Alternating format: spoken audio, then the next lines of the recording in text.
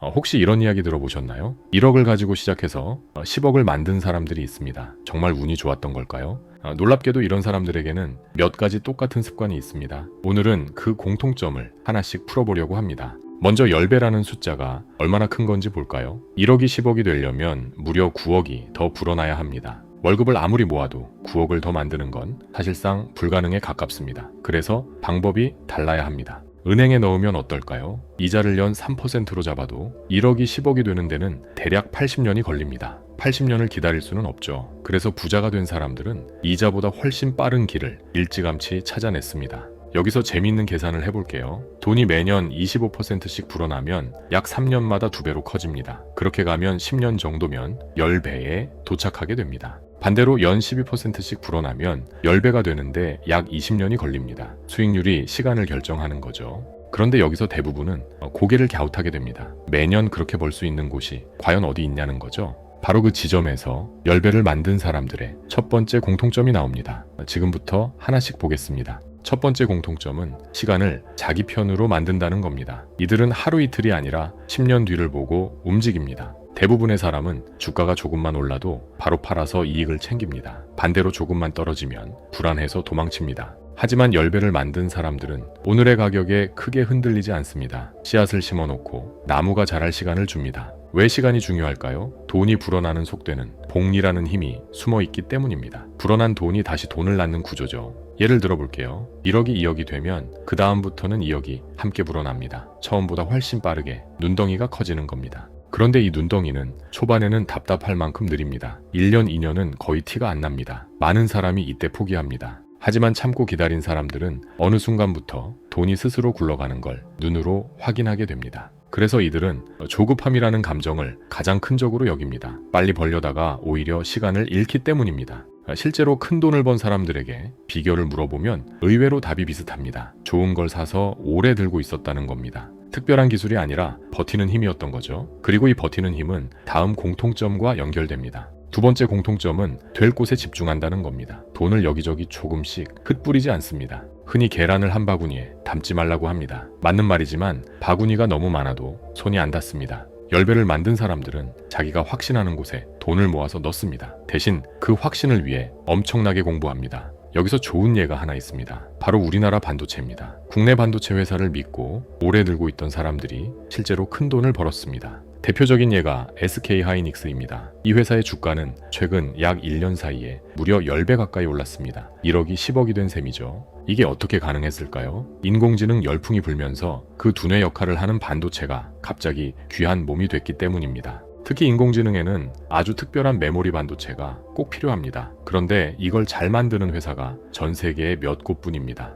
그리고 그 몇 곳 중에 삼성전자와 SK하이닉스가 나란히 앞자리를 차지하고 있습니다. 세계 시장의 상당 부분을 사실상 나누어 갖고 있는 거죠. 수요는 폭발하는데 만들 수 있는 곳은 적으니 값은 오를 수밖에 없습니다. 이 흐름을 미리 알아본 사람들이 조용히 담아두었던 겁니다. 여기서 핵심은 운이 아니었다는 점입니다. 인공지능이 커질 거라는 흐름을 먼저 읽고 그 길목을 지키고 있었던 겁니다. 남들이 관심 없을 때 이들은 미래를 그려보고 한 곳에 힘을 실었습니다. 집중이 만든 결과였습니다. 물론 집중은 위험도 큽니다. 그래서 아무데나 몰아넣는 게 아니라 확실히 이해한 곳에만 힘을 싣는다는 게 중요합니다. 그래서 세 번째 공통점은 자기가 뭘 샀는지 안다는 겁니다. 이름만 듣고 사는 게 아니라 그 회사가 뭘 하는지 제대로 알고 삽니다. 대부분의 사람은 누가 좋다고 하면 이유도 모른 채 따라 삽니다. 그러다 조금만 떨어지면 겁이 나서 팔아버립니다. 반면 제대로 이해한 사람은 가격이 흔들려도 쉽게 마음이 흔들리지 않습니다. 왜 이게 오를 수밖에 없는지 스스로 설명할 수 있으니까요.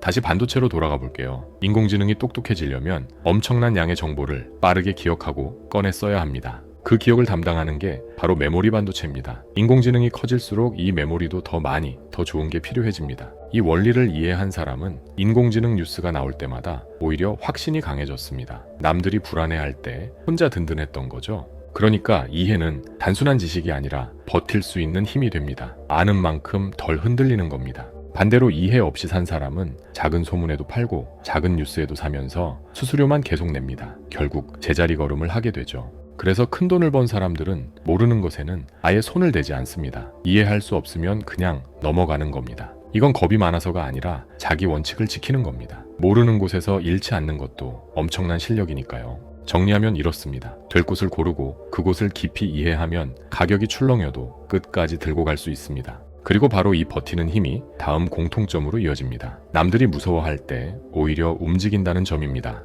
네 번째 공통점은 공포를 기회로 본다는 겁니다. 시장이 무너질 때 대부분은 도망치지만 이들은 반대로 움직입니다. 사람 마음은 참 이상합니다. 값이 오르면 사고 싶고 값이 떨어지면 팔고 싶습니다. 그런데 이건 손해보기 딱 좋은 습관입니다. 싸게 사서 비싸게 팔라는 말은 누구나 알고 있습니다. 하지만 실제로는 다들 비싸게 사서 싸게 팔고 있습니다. 열배를 만든 사람들은 이 심리를 거꾸로 이용합니다. 모두가 겁에 질려 던질 때 조용히 주워 담습니다. 반도체도 마찬가지였습니다. 불과 몇 년 전만 해도 반도체 경기가 얼어붙어서 값이 크게 떨어진 시기가 있었습니다. 그때 뉴스에는 반도체 겨울이라는 말이 계속 흘러나왔습니다. 많은 사람이 실망하고 시장을 떠났습니다. 하지만 흐름을 읽은 사람들은 바로 그 겨울에 싼값으로 사모았습니다. 겨울 다음에 봄이 온다는 걸 알고 있었던 겁니다. 실제로 얼마 지나지 않아 인공지능 바람이 불면서 반도체는 다시 뜨거워졌습니다. 겨울에 씨를 뿌린 사람들이 그 열매를 거둔 거죠. 여기서 중요한 건 무작정 떨어질 때 사는 게 아니라는 점입니다. 앞에서 말한 이해가 있어야 공포 속에서도 살 수 있습니다. 이 회사가 사라질 게 아니라 잠깐 힘든 것뿐이라는 확신, 그 확신이 있을 때만 공포는 기회가 됩니다. 확신이 없으면 싸 보여서 샀다가 더 떨어질 때 또 겁이 나서 바닥에서 팔게 됩니다. 결국 이해로 돌아오는 겁니다. 그래서 공부와 확신 그리고 용기가 하나로 묶여야 합니다. 이 셋이 모이면 공포는 더 이상 무섭지 않습니다. 다섯 번째 공통점은 잘 팔지 않는다는 겁니다. 좋은 걸 어렵게 사놓고 조금 올랐다고 금세 팔아버리지 않습니다. 많은 사람이 흔히 이럽니다. 20% 올랐을 때 기분 좋게 팔아치웁니다. 그리고 2배, 3배로 오르는 걸 멀리서 바라만 봅니다. 1억을 10억으로 만들려면 사실 딱 한 번의 큰 상승을 끝까지 타고 가야 합니다. 중간에 내려버리면 10배는 나오지 않습니다.